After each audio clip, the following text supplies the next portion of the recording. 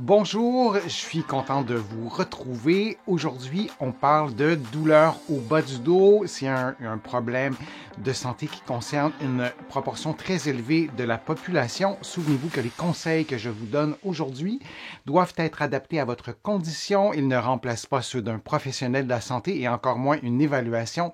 Vous allez trouver beaucoup de conseils que je vous donne aujourd'hui dans mon livre 99 façons de soulager les douleurs au dos et au cou. Vous pouvez le trouver facilement en librairie et je vous mets le lien dans la description de la vidéo pour que vous puissiez le trouver aussi facilement de l'autre côté de l'Atlantique. Muscler les abdominaux, est-ce vraiment la bonne chose à faire pour soulager la douleur au bas du dos? Vous me posez souvent cette question-là et je voulais aborder ce thème-là et vous proposer des exercices pour les abdominaux et se rappeler quand même que la prévalence à vie de la douleur au bas du dos peut atteindre 84 %. Donc, des personnes qui auront au moins une fois une douleur au bas du dos, c'est très élevé, c'est pratiquement tout le monde. Et parmi ceux qui ont eu un épisode de lombalgie, ben, il y en a entre, j'arrondis un peu, la moitié ou le trois quarts des personnes qui connaîtront une rechute. Vous avez la référence dans le bas de l'écran, c'est un article qui est fort intéressant. Alors, c'est fréquent. Il ne faut jamais oublier ça. Et le traitement de la douleur au bas du dos devient encore plus complexe en raison de la présence, en tout cas potentielle, de conditions sous-jacentes comme avoir eu un cancer, d'avoir une blessure traumatique, avoir eu des accidents, des aspects biopsychosociaux, si on est très stressé, si on est très anxieux, si nos muscles se contractent en raison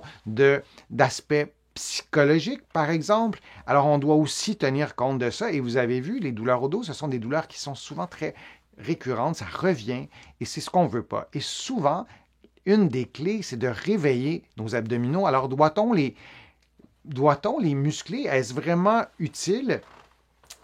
Oui, les abdominaux sont vraiment utiles pour prendre soin de la santé de notre dos. Doit-on les muscler ou les stimuler? Moi, je préfère utiliser le mot stimuler, mais c'est une question de terme. Mais on n'a pas besoin d'avoir une masse musculaire incroyable au niveau des abdominaux. Il y a tout l'aspect esthétique. Hein?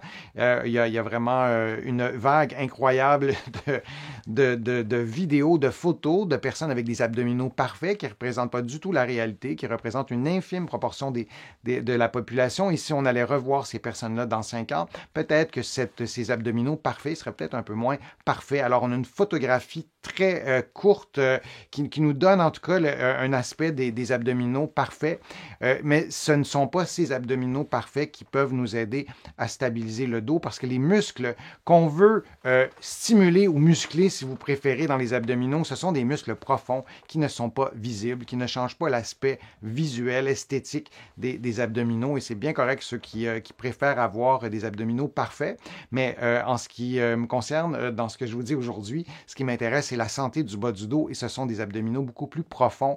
Je vous les ai souvent présentés sur ma chaîne, entre autres le transverse de l'abdomen, ça fait partie des muscles qu'on veut stimuler. Alors, je vous montre des exercices pour stimuler les muscles. Alors, un exercice dead bug dans la forme allégée, c'est vraiment très simple, je vous l'ai déjà présenté. Vous levez vos genoux un par un, vous levez les bras et vous levez l'autre, vous contractez le transverse de l'abdomen en rentrant votre nombril et vous faites l'exercice en respirant librement comme vous le voyez pendant 1 minute. Il y a différentes façons de faire le dead bug. On peut le faire maintenant dans une version plus complète comme on le voit habituellement et ce qu'on veut faire durant l'exercice, et là c'est la version plus compliquée, plus difficile, on veut allonger une jambe et allonger le bras.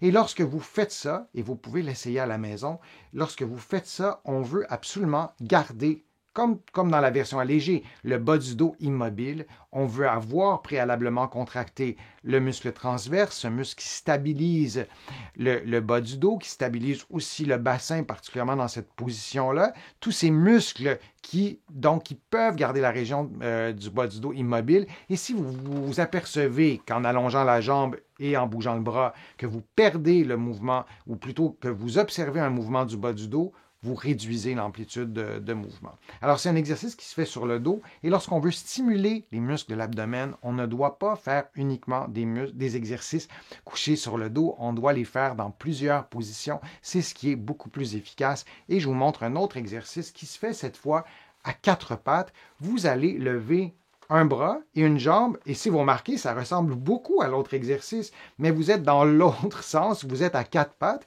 Alors, vous allongez la jambe et le bras. Toujours la même chose. Préalablement, vous allez avoir contracté le transverse de l'abdomen, ce muscle profond qui stabilise cette région du corps. Et vous pourriez ajouter une autre contraction, la contraction des muscles du plancher pelvien. Alors, vous contractez le transverse de l'abdomen et ensuite, vous ajoutez la contraction des muscles qui retiennent l'urine et les gaz.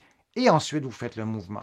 Et durant tout ce mouvement-là, vous maintenez vos contractions musculaires. C'est vraiment pas si simple. On doit vraiment se concentrer. Vous pourriez aussi faire l'exercice en prenant un petit poids dans la main et avoir mis peut-être un petit poids à la cheville qui s'attache autour de la cheville et vous respirez librement pendant que vous faites l'exercice. Et un autre exercice que moi j'aime bien, adossé au mur, je vous en ai déjà parlé. Adossé au mur avec une boîte de conserve, vous levez le bras tendu, vous pouvez avoir préalablement plié les genoux, vous contractez le transverse de l'abdomen et le plancher pelvien, les muscles du plancher pelvien si vous le souhaitez, et vous faites la même chose avec l'autre côté.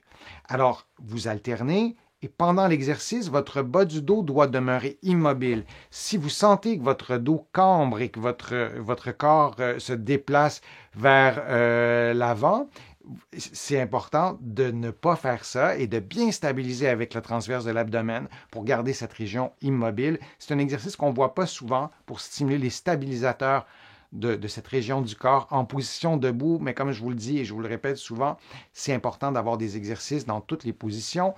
Et en terminant, il y a les exercices de la planche, il y a plusieurs déclinaisons. Il y a différentes visions de la chose. Souvent, on vous dit de ne pas faire ces exercices-là, que ça augmente trop de pression dans l'abdomen. Mais dans la vie de tous les jours, on prend des positions semblables. Par exemple, on va être debout, penché sur les mains sur une table, par exemple. On doit avoir des muscles qui sont capables de faire ça. De faire un concours à savoir combien d'heures vous pouvez tenir dans cette position-là, c'est une autre histoire. Mais d'être capable d'avoir suffisamment de force pour tenir la position, vous pouvez le faire dans cette position-là, vous voyez, en appui sur les avant-bras. Vous pouvez le faire en appui sur les mains. Vous pourriez avoir les mains sur le mur et votre corps serait en angle, donc ça ressemble à ce que vous voyez, mais vos mains seraient sur le mur et vos pieds seraient évidemment éloignés du mur. Vous pouvez le faire aussi sur le côté. C'est une façon intéressante de le faire et très complémentaire. Et vous pourriez le faire aussi comme ça, dans cette position-là, mais en ayant l'appui sur les genoux, ce qui serait beaucoup plus facile. Et si vous n'avez jamais fait ces exercices, peut-être commencer en appui sur les genoux. Et j'ai certains de mes patients qui sont moins en forme ou qui se sentent moins en forme et qui me disent « Ah non, c'est pas pour moi, ça va être trop difficile. » Il faut adapter l'exercice. Vous allez trouver sur ma chaîne des exercices de la planche avec différents niveaux de difficulté. Ce n'est pas une question d'âge, ce n'est pas une question de condition physique jusqu'à un certain point. On peut adapter les exercices pour les abdominaux, qu'on le fasse sur le côté, qu'on le fasse d'une autre façon, qu'on fasse les autres exercices que je vous ai montrés. Et en les adaptant, ça nous permet de retrouver nos capacités physique et ça nous permet aussi souvent de protéger le bas du dos. Ce n'est pas une panacée. Vous allez trouver sur ma chaîne plusieurs autres vidéos qui vous donnent aussi une vue d'ensemble de tout ce qu'on doit faire pour prendre soin de son bas du dos, pour soulager la douleur au bas du dos, mais d'avoir des abdominaux qui sont prêts à stabiliser, prêts à travailler, qui ne sont pas nécessairement hypertrophiés, mais qui sont réactifs, qui peuvent être activés rapidement. Oui, ça protège le bas de votre dos. Alors, je vous remercie d'avoir été là, d'avoir été présent et présente. Et je vous remercie aussi de vos nombreuses questions. Vous le savez, je lis toutes vos questions. Je les garde en banque pour de prochaines vidéos. J'essaie d'y répondre en temps réel lorsque je peux le faire. Vous allez trouver beaucoup d'informations sur mon site web, le www.denisfortier.ca. Vous allez trouver aussi beaucoup d'informations dans mes livres que vous pouvez trouver un peu partout en librairie au Canada et aussi de l'autre côté de l'Atlantique. Je vais vous mettre le lien dans la description de la vidéo pour que vous puissiez trouver mes livres facilement. Je vous remercie aussi pour vos contributions sur ma chaîne. Vous pouvez le faire maintenant sur YouTube en cliquant sur le petit cœur et en faisant votre contribution. Vous pouvez le faire sur ma chaîne et considérer vraiment ces remerciements comme personnels. Ils me permettent, vos contributions, ou elles me permettent plutôt à continuer mes activités sur le web et à vous présenter tous ces contenus. Alors, j'espère vous revoir pour une prochaine vidéo, pour un prochain direct et à bientôt.